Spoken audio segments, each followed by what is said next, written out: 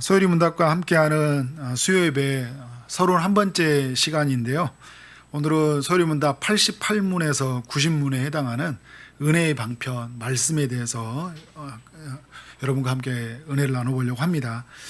소율이 문답 88번째 질문, 그리스도께서 우리에게 구속의 은혜를 전달하시는 예적인 수단은 무엇인가? 단문 같이 읽어보도록 하겠습니다. 시작. 그리스도께서 우리에게 구속의 은혜를 끼치는 데 쓰시는 통상적인 방법은 그분이 정하신 것인데 특히 말씀과 성령과 기도이다. 이 모든 것은 택함 받은 사람들을 구원하는 데 효과적이다. 아멘. 네, 소율이 문답 이제 88번부터 이제 107문까지 하게 되면 이제 마무리가 돼요. 그래서 한 20문 정도가 남은 거죠. 한 7주 정도 시간이 이제 걸리지 않을까 생각이 드는데, 크게 세 가지의 주제가 이제 진행이 됩니다. 말씀, 성례, 기도. 오늘 88번째 단문에서 말했던 것처럼 우리에게 구속의 은덕, 그 은혜를 끼치기 위해서 하나님께서 말씀과 성례, 기도라는 이렇게 수단을 허락해 주셨는데, 한 이제 7주 동안 이 부분에 대해서 집중적으로 여러분과 은혜를 나누려고 합니다. 말씀 성례 이 기도는 우리가 이제 은혜를 누리고 살아가도록 하나님께서 허락해 주시는 방편들인데, 1번에 보면 말씀 성례 기도는 우리로 하여금 은혜를 누리게 하는 예적이고 공적인 방편이다. 그러니까 예적이라는 것은 가시적인 방편이라는 거예요. 비가시적인 것은 우리가 2주 전에 살펴봤던 믿음과 회개에 관한 것들, 보이지 않는 거잖아요. 믿음, 회개는 보이지 않는 것이지만 하나님께서 보이도록 우리가 허락하신 건 뭐냐면 예적인 것들, 그러니까 말씀, 기도, 성례. 성례는 이제 세례와 성찬을 이야기하고 있어요. 그리고 공적인 것, 교회가 공식적으로 인정하는 것들이고, 이제 주님이 이거는 제정하신 게 2번에 보면 말씀, 성례, 기도는 예수님께서 친히 제정하신 것이에요. 그러니까 마태복음 28장 19절하고 20절 보면 그러므로 너희는 가서 모든 민족을 제자로 삼아 아버지와 아들과 성령의 이름으로 세례를 베풀고, 세례를 베풀라고 했죠. 내가 너희에게 분부한 모든 것을 가르쳐 지키게 하라. 이게 이제 말씀에 관한 부분이고, 예수님이 이제 계속 십자가의 공생애 때 이야기했던 것도 가시기 전에 겟세마네 동산에서 계속 깨어 기도하라고 이야기하셨고, 또 주기도문을 통해서 기도의 중요성들에 대해서 계속 예수님이 이야기하셨어요. 그러니까 기도 이외에는 이런 유가 나갈 수 없다는 것들. 말씀, 기도, 또 우리가 성찬. 이제 주님이 이제 다른 것들은 다 이렇게 구약에 있는 제도들은 다 사라졌잖아요. 그런데 주님이 제정한 거 보면 내 잔을 기념하고 그리고 이제 내 살을 기념하라. 하나님 기념하라고 했고, 세례를 땅 끝까지 베풀어라. 세례와 성찬에 대해서는 주님이 이제 제정하신 것이잖아요. 그리고 이제 말씀, 기도, 가르쳐 지키게 하라는 하나님 아들 예수께서 제정하신 것이고, 이제 제자들이 행했다는 게 뭐냐면 사도행전 2장 41절부터 42절 그리고 46절 47절에 보면 사도들이 말씀의 가르침을 받아 교제라 어떻게 해요? 떡을 떼고 교제하기 힘썼다는 거잖아요. 성찬과 그 다음에 말씀의 가르침을 받았죠. 기도하기를 힘썼다고 그래요. 말씀, 기도, 성찬을 초대교회 제자들이 힘썼다는 것을 우리가 알 수 있는 거죠. 그래서 여러분, 우리의 삶 속에서 이 말씀, 성례, 기도는 매우 중요한 영역이다. 이거는 우리의 삶에 꼭 우리가 은혜를 누리고 살아가도록 하나님께서 허락하신 것이니까, 늘 이 안에서 이 말씀이 우리 안에서 어떻게 들려지고 적용되어지는지, 우리 삶 속에 끊임없이 하나님과 기도하며 사귀는 교제들, 또 성례 속에, 그러니까 이 성찬은 100번의 설교를 듣는 은혜의 효력이 있다고 하잖아요. 한번 성찬에 참여하게 되면. 우리가 이제 비대면 때문에 성찬을 하는데 어려움이 있지만, 이 부분들이 이렇게 우리 자주 이 작은 교회 안에서 자주 할 수 있는 아주 좋은 방편들이에요. 나중에 이제 단계가 완화되면 세례와 성찬, 우리 또 세례를 받을 우리 자매 한 분이 계셔요. 그래서 그분이 또 세례도 받아야 되니까 시험 준비 지금 잘하고 있는데, 시험도 잘 보고 나중에 세례 받았으면 좋겠어요. 소율이 문답 89번째 질문, 말씀이 구원을 위하여 어떻게 효과적으로 역사하는가? 단문 읽어보겠습니다. 시작. 하나님의 성령께서는 성령의 도와 특히 특히 설교하는 것을 효과적인 수단으로 사용하여 죄를 깨닫게 하고 회개시키며 거룩과 위로를 더하사 믿음으로 구원에 이르게 하신다. 아멘. 네. 오늘 말씀에 대한 부분들을 이제 이번 주에 살펴보게 될 텐데, 말씀은 이제 우리가 듣는 것이 있고, 이제 우리가 읽는 것이 있고요. 또 설교를 통해 듣는 게 있어요. 그런 면에서 두 가지를 이야기하고 있어요. 성령께서는 성경 읽기를 효과적인 수단으로 삼는다. 이제 제가 성령께서는 이 표현을 썼던 게 뭐냐면, 성경이 무엇으로 기록되었죠? 성령의 감동으로 기록되어졌어요. 우리는 무엇으로 거듭난 자들이죠? 성령으로 거듭난 자들이에요. 우리는 성령이 우리 안에 내주하고 계시잖아요. 우리가 성령의 도우심을 받을 때 성령으로 기록된 말씀이 하나님의 뜻으로 우리가 깨달아지는 은혜가 임하는 거예요. 성경을 다 읽는다고 깨달아지는 게 아니에요. 성경을 연구하고 성경에 관한 논문을 쓴다고 해서 성경을 깨달아지는 게 아니에요. 성령의 조명하심이 없고 성령의 이끌어 주심이 없잖아요. 전혀 못 깨닫습니다. 하나도 못 깨달아요. 그냥 지식으로는 알아요. 이정훈 교수나 막 이런 사람들 보면 이제 말씀을 듣다가 이제 좀 이따 뭐 나누겠지만 여러분 정치적으로 듣지 마세요. 그런 분들이 이제 말씀을 듣는 중에 이제 굉장히 큰 깨달음이 생겼다고 그러잖아요. 뭐 누가 일하신 거예요? 성령의 역사하심이잖아요. 우리에게 그래서 늘 성령의 도우심을 구하는 게 굉장히 중요해요. 제가 소희동산교 처음 개척 준비할 때도 성령의 말씀 기도 성령에 대해서 이야기했고요. 수시로 여러분에게 성령에 대한 이야기를 하는 것 같아요. 주일도 그렇고 수요일도 그렇고. 왜냐하면 지금 성령의 시대를 살아가는데 성령을 구하지 않고 살아간다는 것은 이상한 모순된 현상이에요. 아직도 구약을 살아가는 내 힘으로 내 방법으로 살아가는 시대를 살아가는 사람들이 있어요. 예수님은 하늘 승천하셨고 그리고 예수님이 성령을 통하여 우리에게 계시하셔요. 우리에게 하나님의 뜻을 전달하시고 우리를 하나님의 뜻 가운데로 인도해 가셔요. 그러니까 성령을 구하고 살아가는 건 너무나 중요해요. 성경을 볼 때. 그리고 이제 이 성령은 계시의 전달자로서 이제 우리에게 이제 전달을 하게 되는데요. 제가 하나 또 빼진 것 같아요.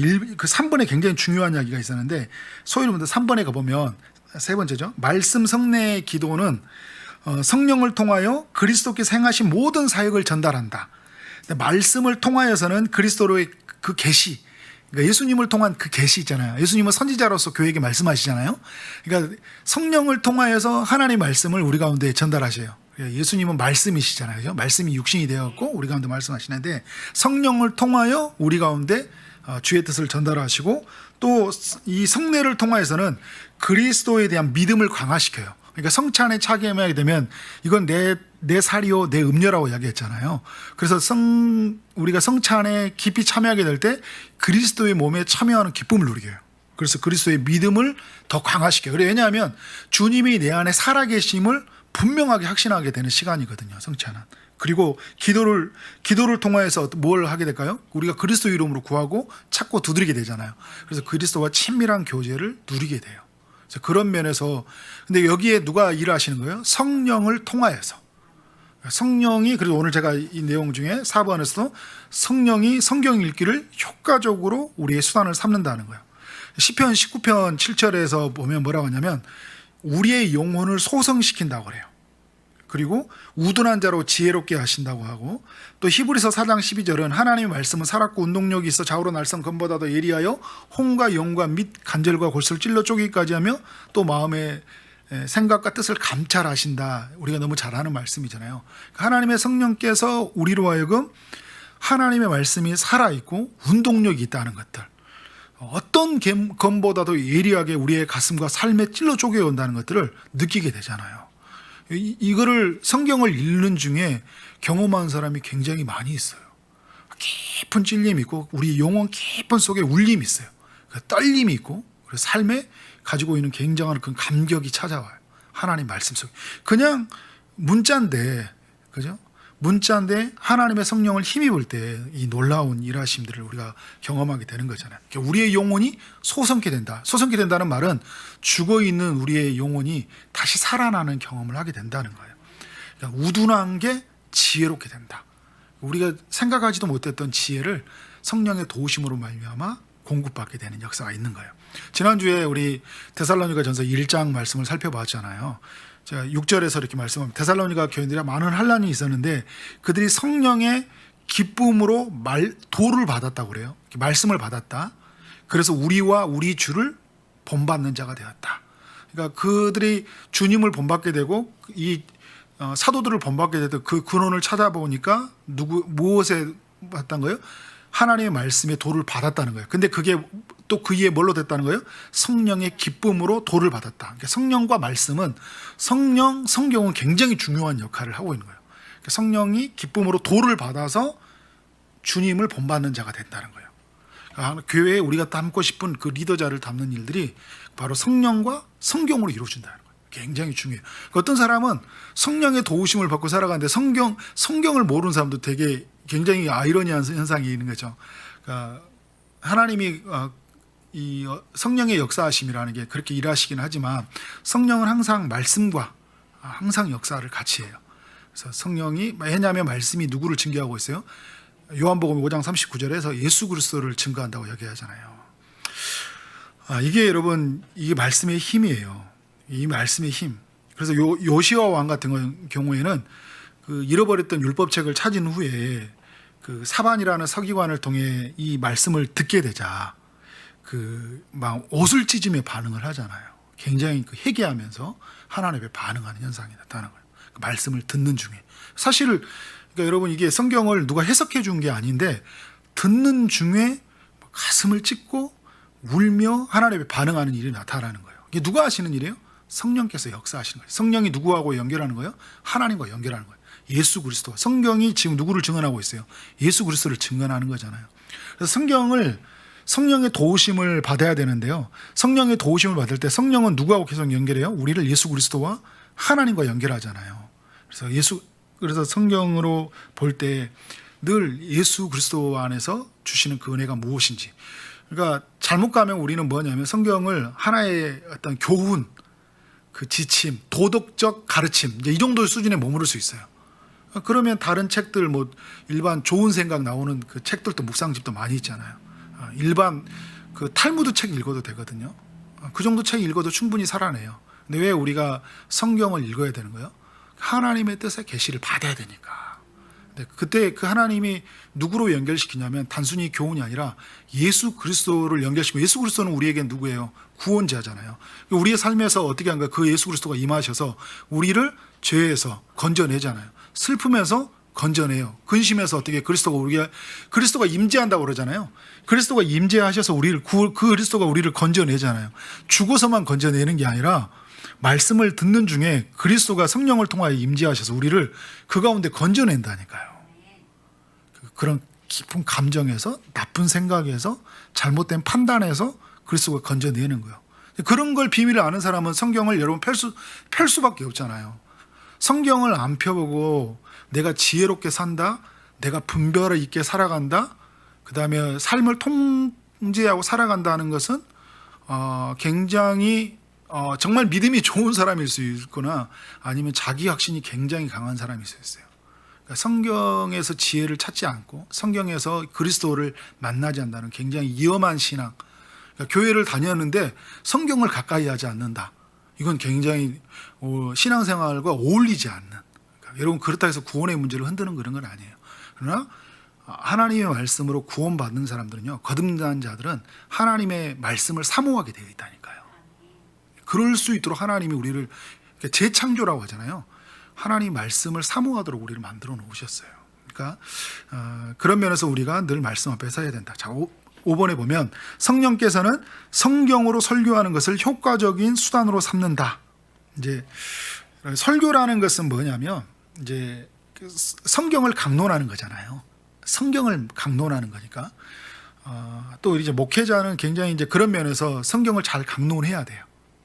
목회를 이용하는 도구가 아니라 부흥을 위한 수단으로 설교가 아니라 성경을 뜻이 성경 속에서 하나님이 누구인지를 잘 강론해야 돼. 그래서 사람들이 뭐라냐면 학자들이 삼위일체 하나님이 누구인지를 분명하게 이제 드러내야 되고 구원이 어떻게 이루어졌는지 그리고 어떻게 우리를 구원을 이루어가는지 그것이 그러니까 칭의와 성화와 영화가 어떻게 이루어진지에 대해서, 그러니까 우리의 삶에 우리가 어떻게 예수로 말미암아 구원받았는지를 다시 한번 정리하고, 어떻게 우리가 예수 믿고 살아가야 되는지, 죄를 끊고 하나님의 뜻을 따라 살아가야 되는지에 대한 그 성화의 삶에 대해서 깊은 성찰을 하고, 영화, 소망이잖아요. 장차 이를 하나님의 나라, 그 재림이 이루어질 것이 무엇인지, 종말의 신앙이 무엇인지에 대해서 하나님의 뜻을 가지고, 말씀을 가지고 잘 강론해서 삼위 하나님이 누구인지, 구원을 어떻게 이루는지, 어떻게 이루어졌는지, 어떻게 이루는지에 대해서 이 설교를 통해서 전달을 하는 거잖아요. 그럼 하나님의 백성들이 이 설교를 통해 하나님의 뜻을 발견하면서 아멘 하고 누구를 따라가게 되는 거예요? 하나님을 경배하고 하나님을 따라가게 되는 거잖아요. 이게 여러분, 이게 설교의 힘이에요. 설교는 우리를 위해서 존재하지 않아요. 설교는 우리를 위해서 사실 유익이 있죠. 설교에는. 근데 설교를 통해서 우리는 누구를 알아가는 거예요? 하나님을 알아가는 거예요. 근데 하나님을 알아가는 자에게, 우리가 제가 은혜의 방편이라고 했잖아요. 은혜를 주시잖아요. 근데 그게 전제가 뭐냐면 내가 하나님을 깊이 알아가는 거예요. 하나님의 뜻이 무엇인지. 그래서 좀 이따도 말하겠지만, 내가 듣고 싶은 것이 아니라 내가 들어야 할 말을 늘 설교의 강단에서, 오늘 그래서 하나님, 오늘 이 설교를 통해서 이 세워진 사역자를 통해 하나님의 뜻이 무엇인지 전달해 달라고, 그렇게 우리가 기도하는 마음으로 참여하는 거 굉장히 중요하죠. 설교의 힘이 참 놀라운 게 뭐냐면요, 느헤미야 8장에 보면 포로에서 귀환한 이스라엘 백성들이 예루살렘에서 예배를 드리는데, 에스라가 말씀을 낭독하고 그 뜻을 해석할 때, 그리고 백성에게 전달해요. 그러자 모든 백성들이 울며 회개하는 역사가 일어납니다. 이게 설교의 힘이에요. 초대교회에는 더 강력한 역사를 우리가 많이 배우죠. 이게 설교가 불신자들에게도 향하는, 이제 복음, 이 설교가 꼭 믿는 신자들에게만 있는 건 아니에요. 그러니까 설교의 메시지 가운데 비신자들이 그 메시지 통해서 예수 그리스도를 만나는 일이 일어나니까, 그 사도행전에서는 그런 역사들을 계속 보여주고 있죠. 그래서 베드로의 설교를 통해서 3,000명, 5,000명이 회심을 하게 되고, 또 스데반이 설교를 할 때는 회심하는 일은 없었어요. 그런데 강력한 임팩트가 있었죠. 누구에게? 바울에게. 바울에게 굉장히 주는 메시지가 있었고, 그리고 그 설교의 끝에서 우리가 이 독자들이 보는 건 뭐예요? 그때 스데반이 누구를 봤어요? 하나님 보좌에 계신 예수님을 보잖아요. 그래서 그 설교의 끝의 영광 속에서 하나님 그 주목하여 보고 계시는 그 예수 그리스도를 만나게 되는 거잖아요. 우리의 말씀을 전하는 현장 속에서 그 하나님의 영광, 하나님의 우리를 주목하심들, 빌립이 그 성령에 이끌려서 에두피아 네시아 그 한 사람에게 하나님의 말씀을 전하고, 또 이제 바울이 이제 그 이후의 여정 속에서 계속 설교하는 일들이 일어나요. 여러분, 우리 주변에서도 보면 설교를 통해서 큰 은혜를 받는 사람 있죠. 제가 아까 이제 조정민 목사님, 이제 오늘 오전에도 집사님하고 이야기하다가 조정민 목사님 이제 그런 이야기를 나눴어요. 조정민 찾아보니까 그 오늘 또 내용 보니까 참 은혜스럽더라고요. 그러니까 47살에 회심을 해서 63세 베이직 교회 개척을 했거든요. 지금 엄청나게 63세기 개척을 했는데 엄청나게 숫자들 많아요. 근데 그 여러분 잘 아시는 MBC 뉴스 앵커였잖아요. IMBC 사장이었고, 그 내용을 보면 다시 한번 쭉 읽어보시면 그런 내용이 나와 있어요. 아내가, 그분은 이제 불교 신자 집안이었고, 아내는 믿는 사람이었는데 교회 다닌다 조건으로 다니다가 나중에 이제 골프 치고 잘 배려해 주니까, 그래서 교회를 한번 다니다가 보니까 이거 아내가 이상한 거거든요. 교회 가가지고. 그래서 새벽기도 갔더니 완전 이건 광신자 집단이야. 방언으로 기도하고 이러니까.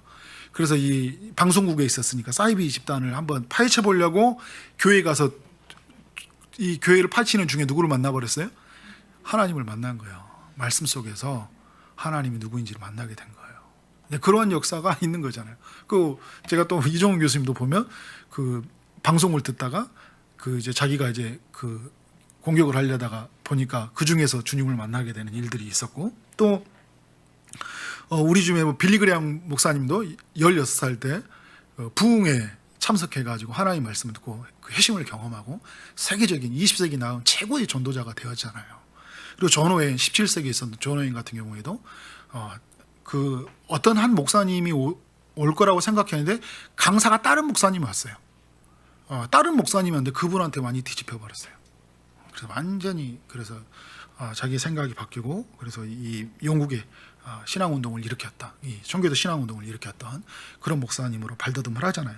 설교의 힘이 굉장해요. 저도 이제 설교를 통해서 하나님 회심을 경험했고, 여러 가지 그 힘들고 어려운 그 순간에서 설교 속에서 시편, 특별히 지금도 생각나는 게 완전 그 강력한 임재라고 하는 느꼈던 게 시편 23편의 말씀. 와, 정말 지금도 그때 그런 임팩트는 너무 엄청났었어요. 그날 집에 못 가겠더라고요. 너무 큰 은혜를 받아서. 그래서 충신 신대원에 갔을 때 그 개강 수련회 때 저녁마다 뛰는데 그때 선교사님이 들려주는 설교에 그냥 너무 큰 은혜를 받아서 그냥 그때 그냥 그런 거 있잖아요. 강력한 하나님의 일하심들이 꼼짝없이 붙들리는 그런 것들을 경험했던 것 같아요. 그래서 오늘 근데 여러분 이 설교는 뭐냐면 이 바른 설교하고요, 설교하는 자하고 그리고 바르게 듣는 설교의 그 총중이 같이 만나야 돼요. 근데 내가 바르게 하지 않아도 바른 자세로 있어도 여러분이 은혜를 받아요. 근데 중요한 건 뭐냐면 바른 설교가 선포돼야 되고요. 그리고 설교를 듣는 사람도 바른 자세가 필요해요. 이제 1번에 보면 가로 1번에 설교자는 같이 읽어보겠습니다. 바른 교리를 가르치되 부지런히 때를 얻든지 못 얻든지 할 것이며 사람의 지혜에 권하는 말로 하지 않고 오로지 성령의 나타남과 능력으로 할 것이며 충성스럽게 하나님의 모든 뜻을 알게 할 것이다. 설교자는 청중들의 필요와 이해 능력에 적응시켜 열렬히 하나님과 그의 백성의 영원한 뜻에 뜨거운 사랑으로 설교할 것이며 성실히 하나님의 영광과 저들의 회개와 건덕과 구원을 목표로 삼고 할 것이다. 네, 대리문답 제가 159문의 질문의 답이에요. 그러니까 저도 이게 굉장히 큰 깨달은 저에게 해당한 말인 거죠. 부지런히 해야 되겠다. 때를 얻든지 못 얻든지 내가 사람의 권하는 말이 아니라 성령의 능력을 의지해서 전해야 되겠다. 충성스럽게 하나님의 뜻을, 충성스럽다는 것은 하나님의 뜻을 내가 더하거나 빼지 않는다는 거거든요. 그대로 전한다는 의미가 갖고 있잖아요. 그래서 청중들의 그렇지만 여러분들의 또 수준을 고려해야 되잖아요. 수요예배 참석하는 분들은 수준이 너무 높기 때문에 또 수준 높게 제가 설교를 하는 거예요. 이 정도가 수준 높다고 하면 제 수준이 어느 정도 알겠죠? 자, 그래. 저를 높이는 게 아니라 비하시키는 거였어요. 또 이해를 못 하시는 분이 있을 것 같아요. 또 이거 여러분을 무시하는 거네. 그러니까 성실히 하나님과 영광과 회개와 건덕과 회개와 그 하나님의 영광, 건덕 이런 구원의 가르침을 따라서 잘 가르쳐야 되는 거예요. 제가 저에게 역할이고 설교를 듣는 분 여러분들은 어떻게 해야 될까요? 읽어보겠습니다. 시작. 부지런함과 기도함과 준비함으로 설교 말씀을 따르며 들은 바를 성격으로 살피며 진리이며 믿음과 사랑과 온유함과 준비된 마음으로 그것을 하나님 말씀의 마음에 받아들이며 묵상하고 참고하며 그들의 마음속에 숨겨두고 그들의 생활에 그 말씀의 열매가 맺어야 하는 것이다. 아멘. 여러분 이거 적어놓고 집에 올 때마다 이거 한 번씩 선포하고 오세요. 저는 이게 159문의 답을 계속 선포하고 갈 테니까 그러면 여러분하고 저하고 큰 은혜가 서로가 임할 것 같아요. 부지런하게 기도함과 준비함이 필요하다는 거예요. 왜 여러분 준비라는 게 필요할까요? 설교 전에 준비, 감정적인 준비가 필요해요. 분주하고 그러니까 설교 전에 분주한 상황이 서로 만들면 안 돼요. 그러니까 그런 것들이 특별히 막 가정에서 같은 경우에도 막 분주하게 아침에 챙기니 막 옥신각신 싸우고 그렇게 오고 그러면 예배가 잘 안 되잖아요. 계속 말씀 속에서 막 니나 잘해라 막 하면서 아이고 저건 네가 들어야 되는데 어우 막 하면서 막 성질이 나가지고 예배를 드릴 수 있거든요. 그럼 화해하고 주님이 오라고 하잖아요. 마태복음에 보면. 그러니까 그런 준비, 감정적 준비, 육체적 준비. 전날 잠도 많이 자야 돼요. 밤새도록 토요일날 우리 청년들 막 PC방 들어가가지고 3시, 4시. 그러니까 주일 예배 9시에 제가 오후에 하려고 했던 게 뭐냐면요. 청년들은 이게 습관이 토요일만 되면 PC방에 밤을 새가지고 한 3시, 4시에 자요. 그러니까 9시, 11시는 새벽 기도야. 완전히 그냥 진이 빠져가지고. 그래서 굉장히 힘든데 준비를 많이 해야 되겠죠. 내일 하나님께서 주실 은혜의 말씀들을 기대하면서 살아가는 너무 중요하다. 설교를 통해 듣는 것이니까요. 그러니까 들을 때 믿음과 사랑과 온유함, 준비된 마음으로 들으라는 거잖아요. 말씀을 받아들이는 것들. 그래서 다양한 그러니까 설교의 형태를 좀 우리 성도들이 좀 누릴 필요가 있어요. 뭐냐면 하나님 말씀이라는 게 획일화되어 있지 않거든요. 성경에 보면 가르치다, 선포하다, 전도하다, 강론하다, 권면하라, 권하라, 증언하라 이런 말이 계속 이렇게 사도 바울을 통해 베드로를 통해 또 예수님을 통해서 보면 다양한 언어들로 전달이 돼요. 그러니까 어떤 분은 설교의 다양한 이제 그 형태라는 게 아니라 어떤 사람들은요, 이렇게 잘 가르쳐서 전하는 사람들이 있어요. 그러니까 선포 형태로 이제 조영기 목사님 막 선포 형태 믿으시기 바랍니다. 이러시면 막 그냥 선포하잖아요, 그죠? 그리고 강론하고 송태근 목사님 같은 경우에는 이렇게 강해식으로 이렇게 쭉 강론에 가고 권면에 가고 이제 굉장히 이렇게 조정민 목사님 이런 분들 같은 경우에는 굉장히 뭐 이렇게 깊이 사색하고 그래서 권면하게 하고 그리고 김광희 목사님은 굉장히 이렇게 깊은 복음과 연결해서 성찰하게 하고 이렇게 하고 그리고 우리 삶과 치유와 어떤 문제를 가지고 계속 연결해 가서 증언해 가잖아요. 그 해결이 돼 있지 않아요. 성경을 이렇게 만들어가는 어떤 풀어가는 단계가 한 절 한 절 풀어가는 사람이 있고 어떤 사람은 성경 핵심 내용을 가지고 전하는 사람이 있어요. 주제로 전하는 사람이 있고 강해 설교로 하는 사람이 있고 이야기식으로 하는 사람들이 있어요. 무엇이다 말하는 게 성경에 그렇게 하라는 것도 없어요. 설교를 어떻게 하라는 게 없어요. 다만 말씀을 전할 때 전했다, 강론했다, 권면했다. 사도 바울도 보면 그 베스도나 벨릭스 이렇게 보면 어떻게 해요? 자기 간증을 해요. 나는 옛날 히브리 뭐 살렸고 뭐 유대인 중에 유대인이었고 자기 이야기 쭉 이야기하잖아요. 그러니까 어떤 분은 이야기해요. 목사님 자기 이야기 좀 하지 말라잖아요. 성경에 바울도 자기 이야기를 많이 해요. 바울도 이야기하는데 왜 저보고 못하게 그러는데 제 아내가 그럽니다. 자, 그럼 자기 이야기 좀 하지 말라고. 자, 네. 그러니까 아무튼 그런 어떤 다양한 형태가 있다는 거예요. 그런 형태를 여러분이 잘 이게 어떤 내 편견을 가지고 이래야 된다. 설교자는. 그러니까 내가 처음에 영향을 받은 사람이 있어요. 물론 이제 내 스타일이 좋아하는 게 있거든요. 근데 내가 좋아한다고 해서 그러면 내가 좋아하지 않는 건 다 안 들어야 되는 건 아니잖아요. 그죠? 다만 내한테 귀에 잘 안 들어오는 경우가 있어요. 그런 면에서는 좀 더 제가 적용 때 다시 한번 정리를 하겠는데 이제 그렇다고 할지라도 하나님이 이 시간을 허락했고 하나님이 허락했다면 사람들 허락했다면 분명히 저를 통해서 하나님이 어떤 말씀을 주실 거라는 기대감이 있잖아요. 근데 제가 말한 것 제가 무조건 제가 말한다 해서 하나님 말씀은 아니에요.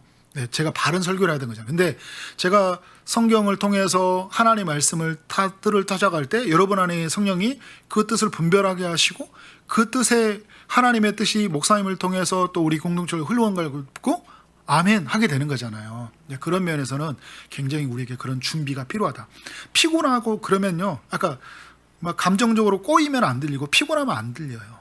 생각이 복잡하면 이제 계산이 복잡하면 안 들린다니까요. 그러니까 막 그 여자분들은 집에 가서 이제 오늘 가서 설거지 할 거 생각하고 남자들은 이제 친구들 누구 만나서 뭐 다음 주 일 그래서 설교 때 계획을 짠다고 하잖아요. 여자들은 계속 좀 이따 이제 쇼핑 갈 거 생각 뭐 살지 막 생각하다가 그러니까 여러분 그 주일학교 학생하고 어른하고 차이가 있어요. 제가 석수교에서 경험한 건데 막 너무 떠들고 있어요. 그래서 이제 우리 전도사님이 그때 성경학교를 인도하고 있는데 아이들 막 하다가 이제 성경학교 설교하다가 마지막 퀴즈를 해요. 퀴즈를 냈는데 아이들 오늘 뭐라고 했지? 애들 다 일어서는 거 어떻게 알지? 그랬더니 보니까 그렇게 떠든 애들도 말씀은 또 이렇게 다 들어요. 근데 어른들은 너무 집중을 했어. 그래서 물어봤어요. 그랬더니 딴 이야기에 다른 이야기 하고 있어요. 다윗과 골리앗 이야기 했는데 막 다윗이 막 죽었다고 그래요. 그런 이야기. 돌 맞아 죽었다는 이야기를 예를 들어서 막 무슨 이야기예요? 잘 안 듣는 거예요. 그러니까 피곤하고 생각이 많이 있으니까 성령의 도우심을 받고. 근데 설령 오늘 싸우고 왔어. 그리고 또 피곤해. 그러면 오늘 안 되겠네 하고 또 물으면 그건 사단에 넘어가는 거예요. 하나님 피곤합니다. 솔직하게 했잖아요. 좀 마음이 뒤틀립니다. 말씀 중에 제게 이루어 주시고 하나님의 말씀 듣게 해달라고. 그렇게 솔직하게 기도하면 하나님이 그 설교 속에 나를 건져주신다니까요. 그리스도가 임재하셔서. 그러니까 그리스도는 구원자시기 때문에 우리 이루어자시잖아요. 우리 중보자시잖아요. 그래서 연결하셔요. 그러니까 그리스도가 그냥 2000년 전에 계시고 죽음 이후에서 오시고 재림할 때 계신 게 아니라 지금 우리의 교회의 머리가 돼서 우리 가운데 계시다는 사실들을 그래서 지금 우리를 건져주시려고 하신다는 것들을 믿음으로 설교 속에서 우리가 만나야 된다. 자, 그리고 이제 소위입니다. 90번째 질문. 하나님 말씀에 구원의 효과가 있으려면 어떻게 읽고 들어야 하는가? 자, 단문 읽어보겠습니다. 시작. 하나님의 말씀에 구원을 위하여 효과가 있으려면 부지런함과 준비와 기도로 말씀에 집중하며 믿음과 사랑으로 말씀을 받아 마음에 간직하고 생활에서 실천해야 한다. 아멘. 네. 90번째는 이제 말씀에 관해서, 이제 89번째는 성경을 읽는 거 설교라고 한다면 90번째는 이제 전체 말씀을 통틀어 가지고 이제 그게 효과가 있으려면 부지런해야 된다는 거예요, 우리. 부지런해야 된다는 게 조금 더 의지적으로 노력해야 된다는 거예요. 그냥 성경을 읽어야지 되는 게 아니라 좀 육체를 쳐서 복종을 시켜서 성경을 읽도록 우리의 삶이 이게 조금 부지런해야 돼요. 그리고 준비가 필요해요. 좀 환경적인 준비가 필요하죠. 다 이렇게 하고 되면 이 말씀을 잘 집중이 안 되잖아요. 그래서 말씀에 들을 수 있는 체적의 준비가 필요해요. 그리고 기도로 말씀에 집중해야 돼요. 그러니까 하나님 무슨 말이에요? 제가 이 성경을 읽을 때 하나님이 이 말씀을 깨달았도록 기도가 필요해요. 좀 더 제가 적용에 대한 부분이 나오기 때문에 좀 보고 그 다음에 그때 정리하고요. 믿음과 사랑으로 말씀을 받아야 돼요. 믿음이라는 게 뭐예요? 하나님의 살아 계시고 오늘 내게 성경을 통해 말씀하시고 내게 이루실 것을 믿는 거예요. 네, 그리고 사랑하는 거예요. 하나님 꿀보다 그리고 꿀선 달다는 그런 마음으로 하나님 말씀을 사랑하고 그분을 존경하고 경외하는 마음으로 말씀을 대하는 거예요. 마음을 그리고 어떻게 돼요? 생활에 실천하는 거예요.